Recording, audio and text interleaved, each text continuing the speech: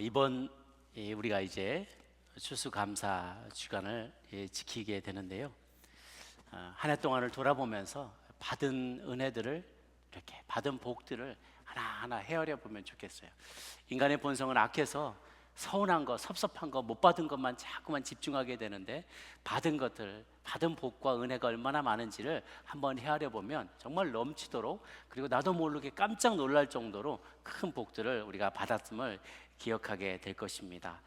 저희가 전통적으로 추수감사절은 한 해 동안 베풀어 주신 하나님의 은혜와 주신 소출에 대해서 감사하는 의미로 지켜왔는데요. 사실 우리에게 많은 것을 우리가 필요로 하지 않죠. 그저 하루에 할 만큼, 하루에 필요한 일용할 양식만큼만 주님이 주셨어도 우리는 그것을 참으로 감사할 수 있어요. 디모데전서 6장 7절 8절에 보니까 이런 말씀이 있습니다. 한번 같이 읽어볼까요? 시작. 우리가 세상에 아무것도 가지고 온 것이 없음에 또한 아무것도 가져가지 못하리니 우리가 먹을 것과 입을 것이 있은즉 족한 줄로 알 것이니라. 먹을 것, 입을 것, 거할 것만 있어도 그것은 감사한 일이고, 그것에 대해서 우리가 족한 마음을 가져야 한다는 뜻이지요. 그래서 많은 이들이 빈 곳간을 채우느라고 너무너무 고생합니다. 또 다 채우고 나면 채운 그 곳간을 지키느라 너무너무 고생합니다. 그런데 하나님은 일용할 양식에 만족하라는 거예요. 오늘 은혜가 오늘 주시는 하나님의 은혜가 우리에게 족하다는 것이죠. 우리 추수감사를 맞아서 이렇게 멋지게 무대를 데코레이션 해주셨어요. 뒤에도 우리 과일들과 또 야채와 이렇게 풍성하게 꾸며주셨는데, 제가 이런 걸 이렇게 풍성한 과일을 볼 때마다 예전과 제가 느낌이 달라요. 예전에 이렇게 이제 풍성한 과일들을 보면, 야, 저거 만드느라 얼마나 고생했을까, 그 생각이 드는 거예요. 농부가 얼마나 고생했을까.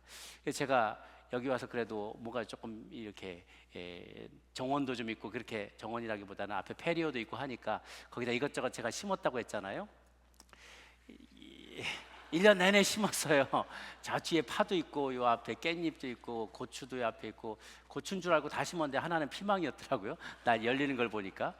그리고 옆에는 안 보이지만 옆에는 옥수수도 한 6개 정도 심었어요. 정말 매일 가면서 퇴근할 때마다 매일 물을 줬습니다. 정말 쉬지 않고, 제가 다른 건 쉬어도 그건 쉬지 않고 출장 갈 때 빼놓고는 매일 물을 줬어요. 그리고 1년이 지나서 이제 가을이 돼서 제가 추수를 어제까지 다, 밤에 가서 뜯은 것도 다 뜯어봤어요. 그랬더니 이만큼 나왔더라고요. 그래서 제가 농부들이 얼마나 대단한지를 제가 다시 한번 감사하고, 그들의 이건 아무나 쉬운 일이 아니다. 이거는 부업으로 할 수 있는 게 아니라 정말 수고하고 땀 들여만 할 수 있는 거다라는 걸 제가 깨닫게 됐죠. 제가 실패의 패착의 뭔가 이렇게 생각을 해보니까 몇 분한테 물어봤어요. 그랬더니 고추는 매일 물 주는 게 아니라 그러더라고요. 저는 매일 물을 줬는데, 그리고 너무 빽빽하게 심으면 영양이 분산이 된대요. 열매로 가지 않고 다 가지로 가고, 그러니까 그게 안 좋다는 거예요. 그리고 저는 결정적으로 거름을 준 적이 없거든요. 한 번도 안 줬는데 거름도 주고 뭐 이렇게 북돋아 주고 뭔가를 많이 더 투자를 해야 되더라고요. 제가 깨달았어요. 열심히 했지만 바르게 하지 않았다. 그게 깨달음이었어요. 열심히 한다고 되는 게 아니에요. 나는 열심히 살았어요. 그냥 나는 대낮게나 열심히 달렸어요. 근데 옳은 방향이 아닐 수 있다는 거예요. 그냥 열심히 달리는 것, 열심히 사는 것, 열심히 땀 흘리기만 하는 것이 중요한 게 아니라 바르게 해야 된다는 거죠. 우리의 믿음 생활도 바른 길로, 바른 방향으로 나아갈 때 많은 풍성한 소출을, 또 영적인 소출을 얻게 될 줄로 믿습니다. 사실 우리 추수감사들의, 올해 추수감사들이 참 큰 의미가 있어요.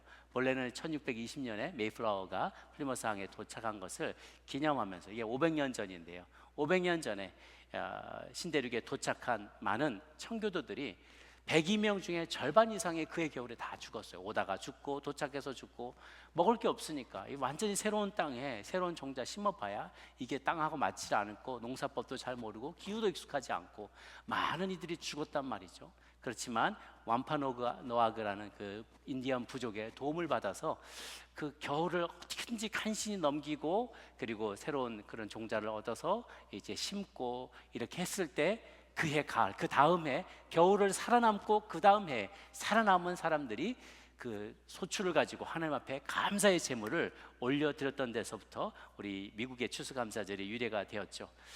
그와 비슷한 것 같아요. 우리가 인류 역사상 이런 적이 없었어요. 전 세계적인 글로벌한 팬데믹이 있었던 때가 역사상 한 번도 없었어요. 다 뭐 유럽에만 있었는지 어떠한 지역에만 있었지 전 세계적으로 창궐한 이런 유행병이 있지는 않았는데, 우리가 21세기에 이것을 최초로 경험하면서 지난 2년 반 동안을 정말 어려운 가운데, 고통 가운데 정말 서바이브하기에 바빴죠. 그 죽음의 시험을 우리가 이겨내고 처음 맞게 되는 추수감사주일입니다. 얼마나 큰 감사의 제목이 있는지요. 우리 하나님께 한번 감사의 박수를 드립시다. 그동안 많은 분들이 정말 고통을 당해야만 했습니다. 사업이 어려워서 문을 닫아야 됐던 분들도 있었고, 예배를 이 현장에서 드리지 못하니까 집에서 예배 드리시는데 너무나 성도들이 그립고 교제가 그립고 또 말씀이 그리워서 힘들어하는 분들도 많았고요. 친한 친구분들도 만나지 못해서 외로워했던 성도님들도 많았습니다. 우리 자녀들이 학교에 가지 못하고 모니터만 쳐다보면서 바깥에 나가지도 못하고 그렇게 수업하느라 사실 저희 자녀들도 제대로 2년 동안을 친구들은 못 사귀었어요. 참 아이들에게 그 감성이 예민한 그 나이에, 그 나이 때가 참 중요한 시간인데 그 시간이 다 날아가 버리고 말았죠. 저희도 말씀드려서 아시겠지만 저희 장인어른 지난주에 소천하셨는데 9개월 동안을 병원이 너무나 이게 스트릭트하기 때문에 가족들이 면회를 못하는 거예요. 그냥 덩그러니 의식이 조금 남아 계셔도 옆에서 격려해주고 위로해주는 분이 없으니까 외롭게 그 병실에 투병 생활을 견뎌야만 했죠. 여기에 계신 분들도 많은 분들이 그랬던 걸로 알고 있어요. 사랑하는 가족들이 병실에 입원해 있고 어려움을 겪고 있어도 가족들이 도와줄 수가 없는 거예요. 저희도 신방도 가지도 못하고 그렇게 어려운 시간들을 지내야만 했습니다. 정다운 식탁의 교제도 나지 못하고 입을 열고 마음껏 찬양할 수도 없고 입을 다 가려버렸기 때문에 또 내가 좋아하는 공연이나 아름다운 이런 퍼포먼스들도 보지도 못하고 하지도 못하고 그런 시간들이 계속됐었죠. 하나님이 이 팬데믹을 통해서 당연히 누리던 것이 당연하지 않다는 것을 깨닫게 해주셨어요. 사람은 너무나 간사해서 소중한 것을 빼앗겨 보기 전에는 그게 얼마나 소중한지를 모르는 거죠. 지난 2년 반 그리고 지금까지 3년의 시간 동안을 하나님께서 우리를 그렇게 연단하시고 가르치시고 깨닫게 하시는 기회로 삼으셨는 줄로 믿습니다. 우리가 역사적으로도 봤을 때 1347년에 유럽에 큰 흑사병이 대대적으로 창궐했을 때 우리가 잘 아는 요즘 이 전쟁터가 되는 크림반도, 거기서부터 흑해 지역, 이탈리아 반도, 프랑스로 넘어왔다가 스칸디나비아 반도로 넘어가서 그 유럽에서 약 2천만 명의 사람들이 목숨을 잃었다 그래요. 그러면 유럽 인구의 당시 3분의 1, 세 사람 중에 한 사람이 죽어나갔어요. 얼마나 처절했겠습니까? 그 죽음이 이렇게 일상이 돼버린 거예요. 그리고 200년 동안 그것이 온오프로 계속 시즌이 바뀔 때마다 잠깐 사그러졌다가 다시 또 나타나고 그러면서 수많은 사람들이 죽어갔습니다. 그래서 사람들의 마음 가운데 죽음이 굉장히 가깝게 느껴지기 시작한 거예요. 남의 일이 아니고 온 가족들의 일이 되어버린 것이죠. 그러면 죽음이 과연 끝인가? 이 죽음 이후에 같이 때 아닌 죽음을 맞게 됐잖아요. 한참 자기의 수명을 다 살고 죽는 게 아니라 젊은이들이 죽어나가는 거예요. 그러니까 정말 우리의 삶은 이게 끝인가? 죽음 이후에는 무엇이 있는가? 혹은 이 죽음을 대하는 우리의 태도, 그리고 이 죽음을 이길 수 있도록 가톨릭 교회가 힘을 줘야 되는데, 중세 암흑기에 가톨릭 교회들은 아주 그냥 재물을 축제하는데 아주 거기에만 모든 관심이 쏟아져 있고, 자신들의 높은 지위와 교황권과 그들의 어떤 사제들의 특권을 보호하는 데에만 혈안이 되어 있었기 때문에 면죄부를 팔고 자신들의 성당 건물을 화려하게 높이 쌓아 올라가는 데만 관심이 있고, 일반 민초들의 이런 흑사병에 희생되고 때 아닌 죽음을, 갑작스러운 죽음을 맞는 수많은 이들의 생명에 관심이 있지 않았던 거예요. 그러면서 성질을 회복하자고 십자군 운동을 벌였는데, 십자군 운동을 가면서 애꿎은 같은 크리스찬들을 막 약탈하고 죽이고 이렇게 만행을 벌이면서 교황권이라는 게, 그 권위가 점점 땅에 떨어지기 시작하는 거죠. 흔들리기 시작했어요. 1300년대부터 1500년에 이를 때까지 약 200년 가까이 흑사병과 또 여러 죽음이 가까이 찾아온 것에 대해서 그들이 제대로 대처하지 못하자 일반 백성들의 불만이 극에 달하기 시작합니다.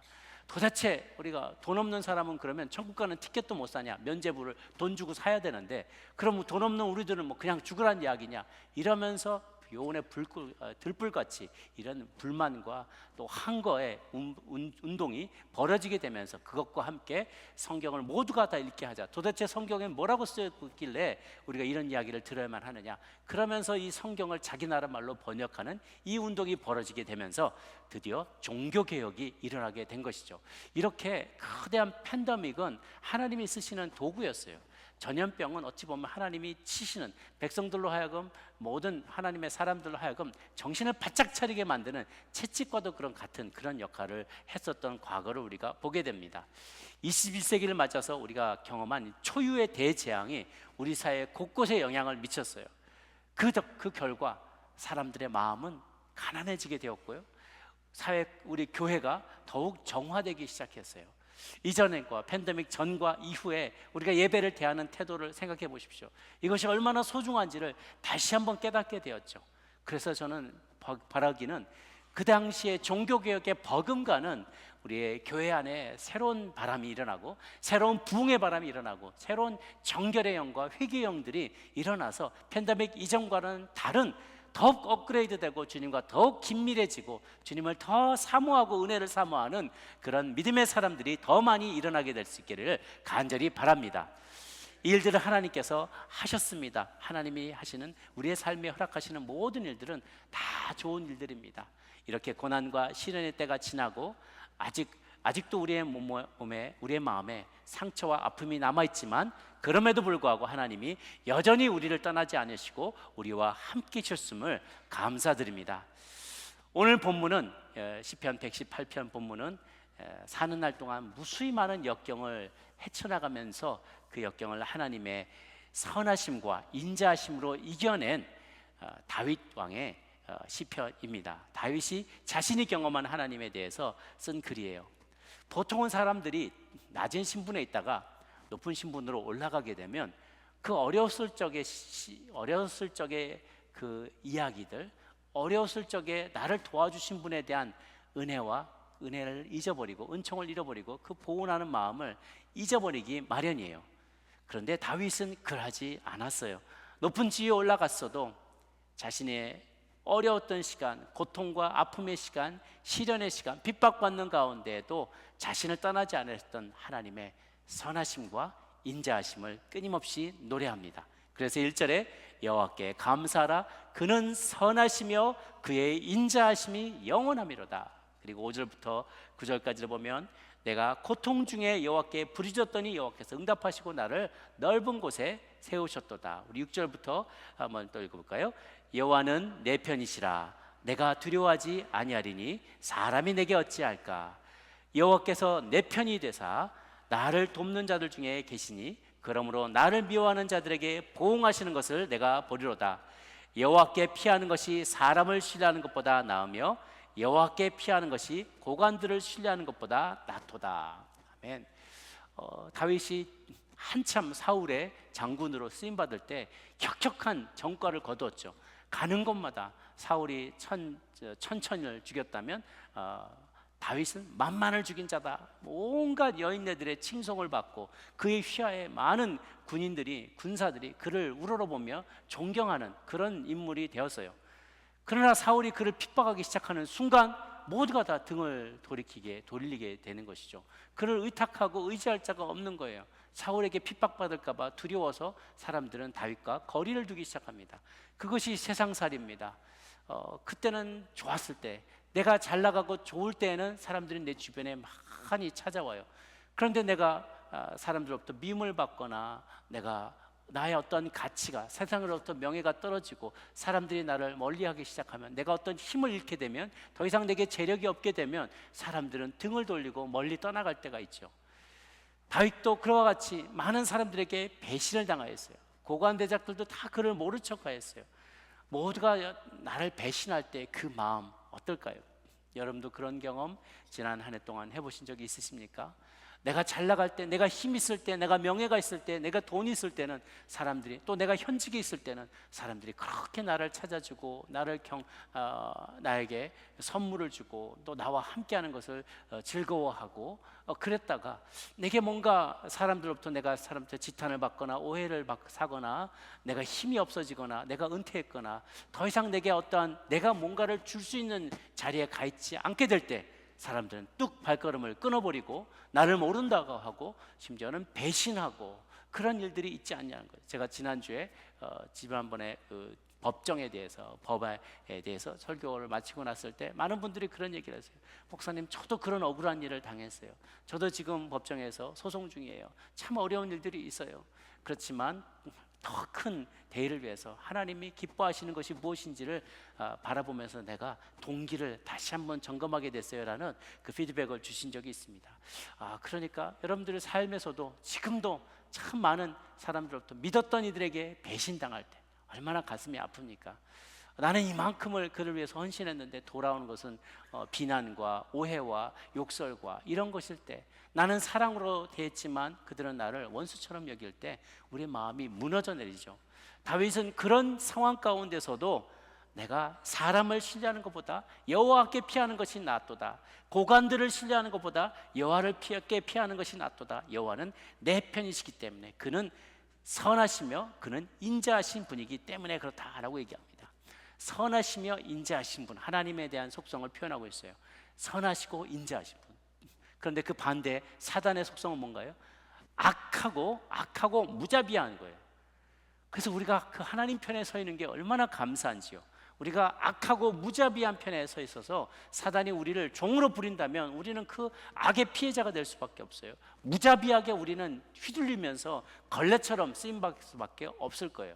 그런데 선하시고 자비하시는 그 하나님이 우리의 주인이 되시기 때문에, 그분을 우리가 섬기시고 그분이 나를 자녀로 삼아주셨기 때문에 내가 너의 아버지다라고 말씀하시고 우리가 그분의 자녀라고 받아주셨기 때문에 우리는 선하신 하나님, 자비하신 하나님의, 인자하신 하나님의 사랑과 혜택을, 은총을 누릴 수 있게 되는 것이죠. 그분은 모든 것이 선하십니다.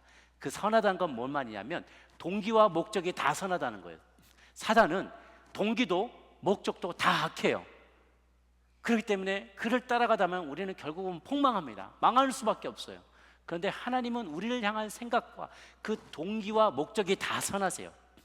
동기는 선한데 목적은 악할 수도 있어요. 혹은 결과가 악해질 수도 있어요. 좋은 마음으로 했지만 나는 좋은 뜻으로 했는데 그렇게 나쁘게 됐네. 어떡하겠냐, 알 수 없다, 야, 미안하다, 이렇게 해보면 우리는 정말 억울한 상황 가운데 있을 수 있잖아요. 그런데 하나님은 동기도 선하시고 목적도 선하시고 결과도 선하세요. 그럴 때 그분은 안심하고 따라가도 좋습니다. 그래서 제가 늘 강조하는 게 그리스도인의 삶, 기도하며 주님을 따라가는 그리스도인의 삶에 일어나는 모든 일들은 다 좋은 일이다. 왜냐하면 하나님께서 좋은 동기를 가지고 그 일을 섭리하셨고, 그리고 결국은 섭리 가운데 좋은 결과물을 내오도록, 그런 목표에 도달하도록 하나님 섭리 가운데 인도하시기 때문인 것이죠. 여러분 모두 다 여호와께 감사하십시오. 그분은 선하시며 그 인자하심이 영원하신 분이시기 때문입니다. 아멘.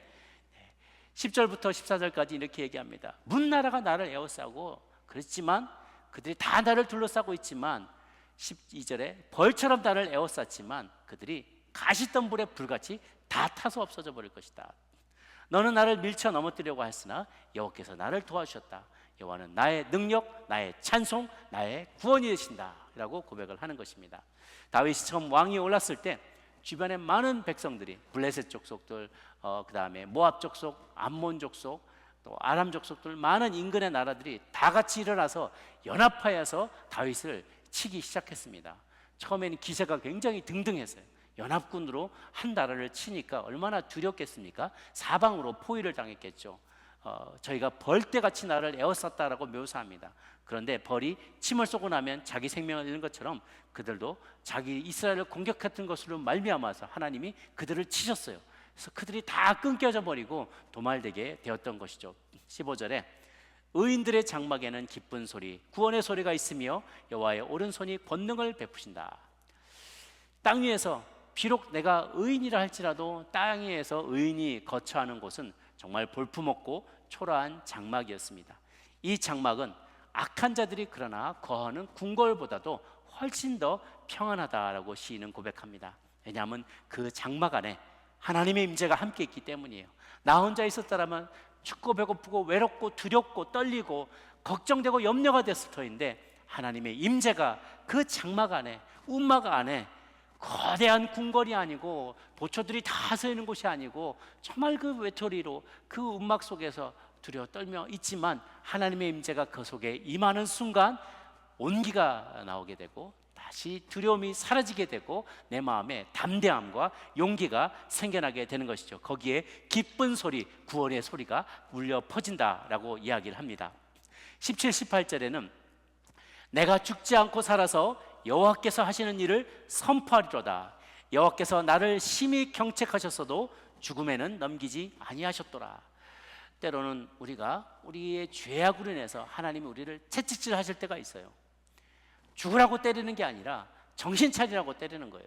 우리가 자녀를 훈계하듯이 때로는 하나님께서 우리에게, 때로는 팬데믹으로, 때로는 어떤 어려움으로, 어떤 사업의 재정의 도전으로, 또는 사랑하는 이들과의 갈등 가운데서, 또 우리가 뜻하지 않게 맞이하는 질병으로 인해서 우리를 정신을 바짝 차리게 합니다.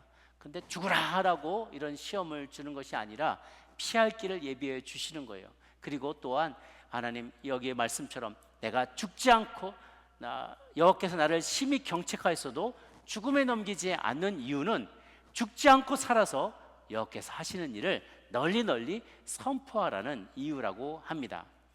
이제 19절부터 마지막까지 새로운 국면이 전개가 되는데요, 19, 20절에는 함께 읽도록 하겠습니다. 19, 20절 시작.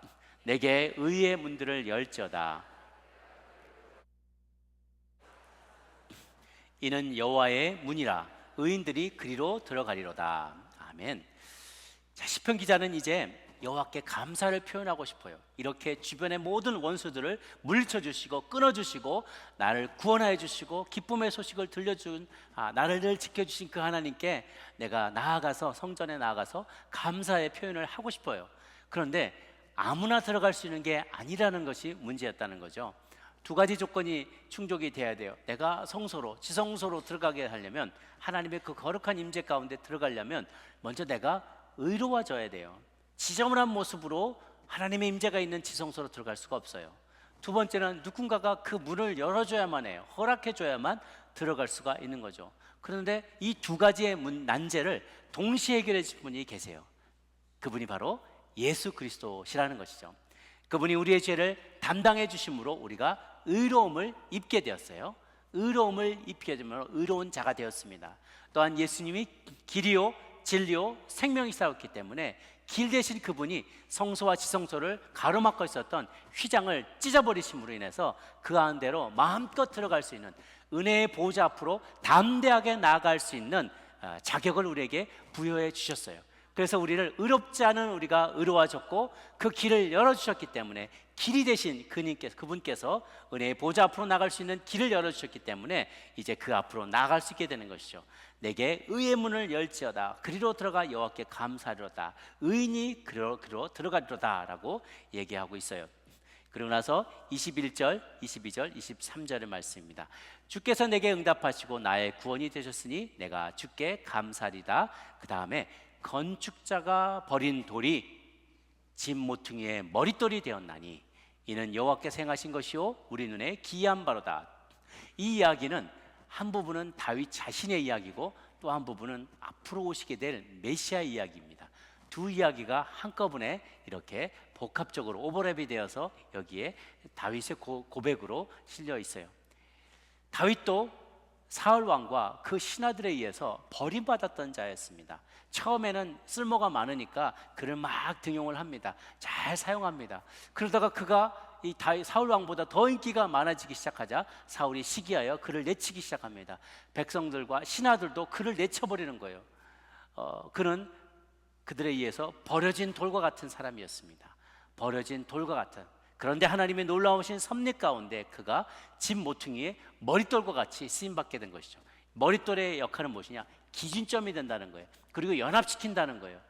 예, 다윗을 통해서 이스라엘 12지파가 다시 한번 주 안에서 통합되게 됩니다. 통합 이스라엘의 왕이 되는 것이죠. 그를 중심으로 12지파들이 다 합종연행하면서 다 같이 이렇게 연결이 되어지면서 건물 든든한 하나님의 나라 왕국을 건설하게, 이 땅 위에 이스라엘 통일 이스라엘 왕국을 건설하게 되는 것이죠. 예수님도 마찬가지입니다. 이 땅 가운데 지극히 낮은 자의 모습으로 오셨어요. 그가 처음 왔을 때, 그리고 그가 점점점 영향력을 끼쳐갈 때 유대의 권력자들과 수많은 백성들이 처음엔 그를 따랐지만 점점 그를 멸시하고 그를 멀리하고 그를 핍박하게 됩니다. 건축자의 버린 돌과 같이 수많은 백성들이 그를 십자가에 못 박아라, 그를 십자가에 못 박아라, 빌라도의 법정에서 외치는 그 많은 음성 때문에 그를 외면하고 그를 버리고 내쳤던 백성들과 권력자들의 음성에 의해서 그는 결국 십자가에서 비참한 죽음을 맞게 됩니다. 그것은 마치 건축자가 버린 돌과 같이 버림받은 존재가 되었던 것이에요. 그러나 우리 주님께서는 그것이 끝이 아니라 부활 승천하셔서 짐 모퉁이의 머릿돌이 되셨어요.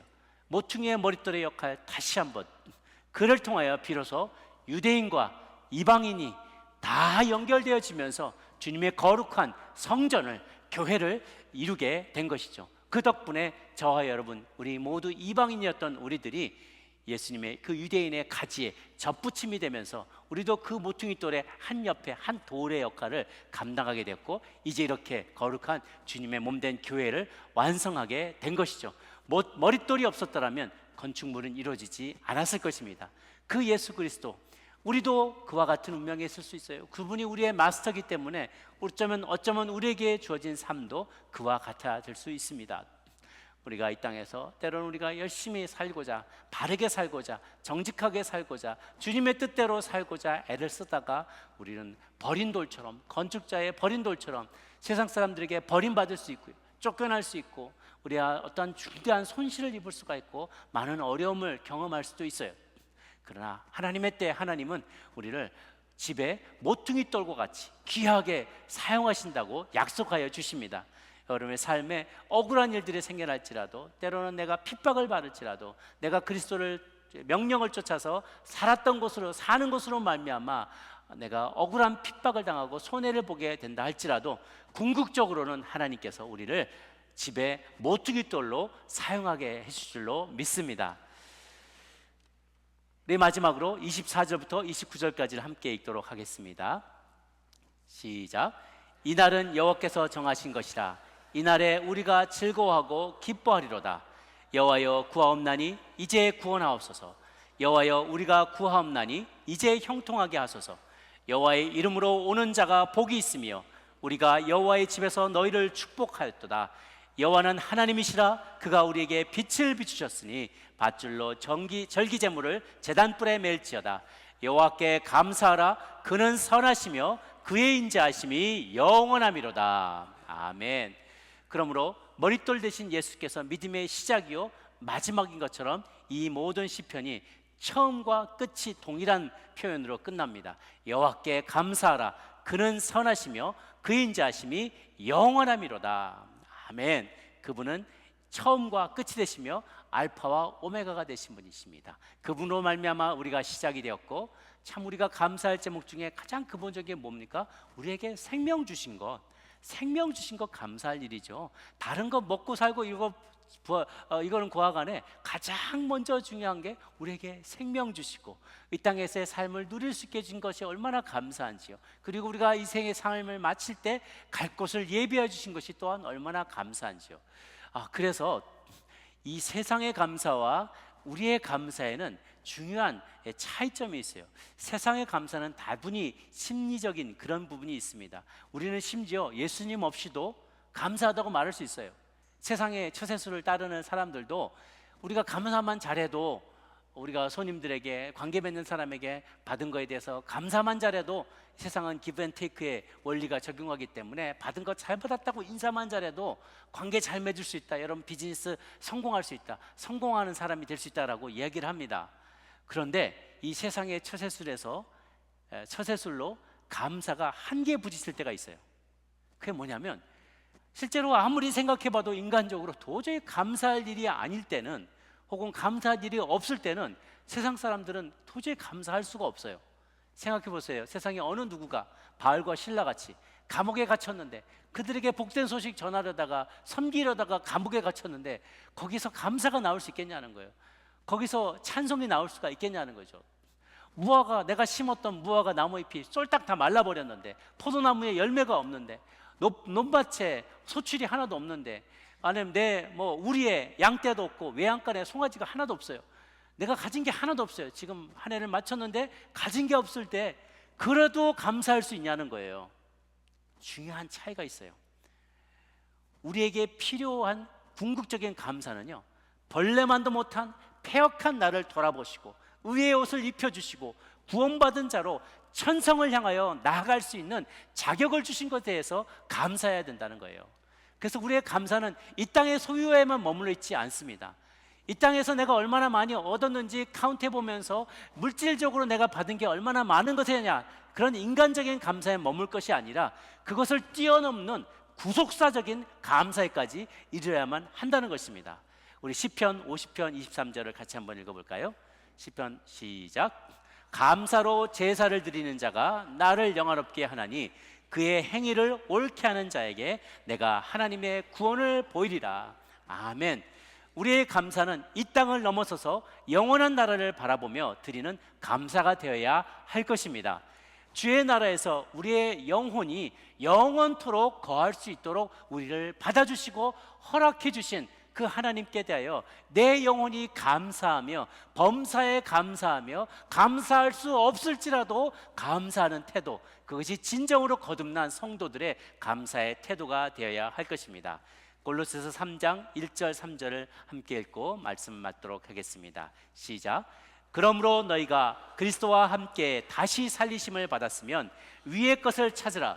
거기는 그리스도께서 하나님 우편에 앉아 계시느니라. 위의 것을 생각하고 땅의 것을 생각하지 말라. 이는 너희가 죽었고 너희 생명이 그리스도와 함께 하나님 안에 감추어졌습니다. 아멘. 지금 내 눈앞에 감사할 만한 것들이 보이지 않을지라도 주님의 선하심과 주님의 인자하심이 내 영혼을 책임지고 계시기에, 그 선하시고 인자하신 분의 목적과 동기와 목적이 모두 다 선하고 인자한 것을 내가 믿기에 그 하나님에게 진정으로 감사할 수 있는 저와 여러분 모두가 되시기를 주님의 이름으로 축복합니다. 기도하겠습니다.